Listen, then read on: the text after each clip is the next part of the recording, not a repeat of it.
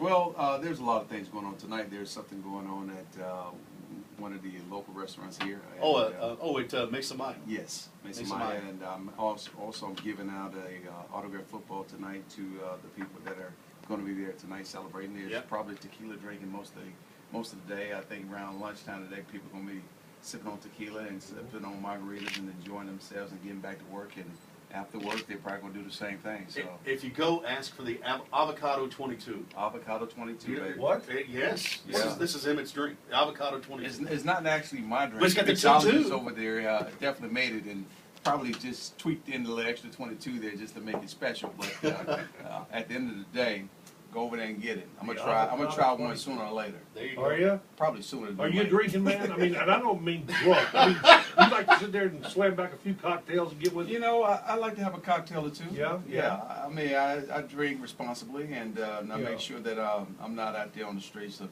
Texas doing stupid stuff. So, but I've had my fair share in the sun and enjoyed myself when I was younger and dumb, but now I'm wiser. Yeah. Got 5 kids, so I got to make sure I do things on the 5 kids? Yes. Wow, you did a lot in halftime. Yeah. I'm still at halftime. Yeah, that's right. By the way, with 5 kids, you got a bunch of business interests. Right. Do you still stay in touch with the game? Are you still following it? You know, I watch the game from afar. Right. I watch the draft to see what the Cowboys are going to select, and I watched this past year's draft, and I think they upgraded a little bit on the offensive line. The question becomes, now that they're in camp, whether or not these young guys are going to be able to adjust quickly enough to where they can gel as an offensive line and create running lanes for DeMarco Murray and protect Tony Romo. You like DeMarco? Yes, I do. If we can keep him healthy and be able to run the football, I think we can take a lot of pressure off of Tony Romo in that offense. You know, Cowboy fans want the big 3 back. They always They can forget that. I know. You're busy. But what are the odds of 3 guys that can pull together a team, showing up on the same team, getting drafted to the same team, or traded to the same team, like you 3 guys that won the Super Bowl? What are the odds of that happening to a team? Probably. It can't be very good odds. No, it's not. It's probably like 1 or 2%, something like that. To have it come together the way way ours came together was something special, and it came together at a time and an era where free agency was early on, and we could stay together for a while before they broke up the team. We're talking with the great Emmitt Smith, the Hall of Famer. A lot of talk about concussions right now. Will we recognize the game in 20 years? Will it be totally changed? You know, I would say the game will change. How much will it totally change? I'm not sure. We might go back to 7-man football back when Ken Hall was running around. But, there you go. For the most part, though, I think the game is shifting over to really trying to protect players. Are you cool with that? You think it should be? You know, there's new information out there that has been unveiled to a lot of us that we never really thought about, and the trauma that's going on in the head, as far as the head trauma goes. I mean, we all have seen an ACL blown. We've all seen a broken leg and broken arms, et cetera, et cetera. We've seen guys get paralyzed actually on the football field. But to hear all the dementia and depression and all those things stemming from head trauma, that part is very, very frightening. Scary stuff. Yeah, that's some scary stuff. Not to say that the others are not scary. Don't get me wrong. Oh, I know. Debilitating. Yeah. That part is scary because you don't know when it happens. Yeah.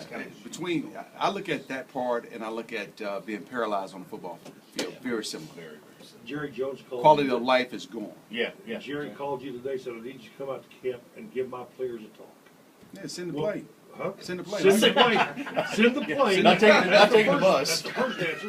What would you say in 1 sentence or 2 sentences? What would you tell all those players other than the rah-rah? It would take more than one sentence or 2 sentences. Because at the end of the day, I would love for our players, current players, to experience what the Big 3 experienced throughout the 90s. And in order for that to happen, they're going to have to come together as a team. They're going to have to develop overhaul. What does that mean? What does that mean? What does that mean, come together as a team? That means coaching staff and team members have to know their role, and do their role to perfection. And you have to believe in the coach. You definitely have to believe You in the can't system. go out on the field thinking, God, the coach is stupid. We can't run this play out. Well, You gotta, is that what you You mean can by go on the football field thinking that, Yeah. but it's your job to make the play play better. Okay, that's what it means. Yeah, that's what it means. It means no matter what they call it, it's our job to execute it to perfection. Yeah, okay. And the opposite team get paid just like we do Yeah. as well. So the bottom line is,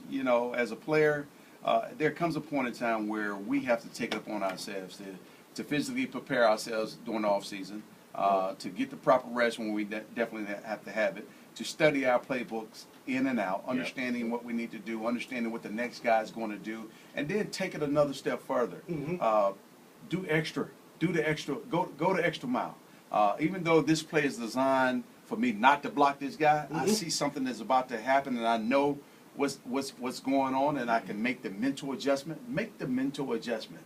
I think sometimes when you watch some of the players, and some of it is because they're young and they're learning the system. But once you understand the system and the nuances of the system, I think that the whole team can get better. Meso Maya tonight. That's the Meso part. Maya. Meso Maya tonight. Are we supposed to drink this now? Yeah, you can. Yeah, you can. I mean, Well, did you just pour me one? Or Yes. who else? see, No, right we're now, just gonna since you watch came you. in at 3 o'clock, you had about noon. That's about right. now. So go ahead. It's noon somewhere.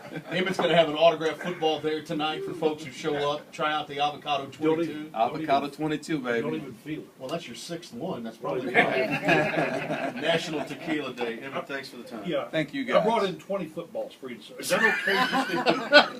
Nope, it's not okay. Because if you'd have brought in 22, I would have signed all 22. But instead, One since more you left- question. Our buddy here, Steve Lamb, our sports director. Yeah. Going to be gone next Thursday and Friday. Right. I want to invite you to come in and do the sports for us next Thursday and Friday morning. Well, thank you for the invitation. You're welcome. But I'm gonna be up in Canton, Ohio at the Hall of Hey, Fame. you got a little next something Saturday. going on. I got a little something going. Yeah, on. Meso Maya down, uptown, Uh-huh. beside El Phoenix, right? Am I right? Yeah, Yes, right sir. beside El Phoenix. Thank you, Emmitt Smith. Thank you, Hall of guys. Famer. Been a pleasure. 7:28. Carla, what you got coming up?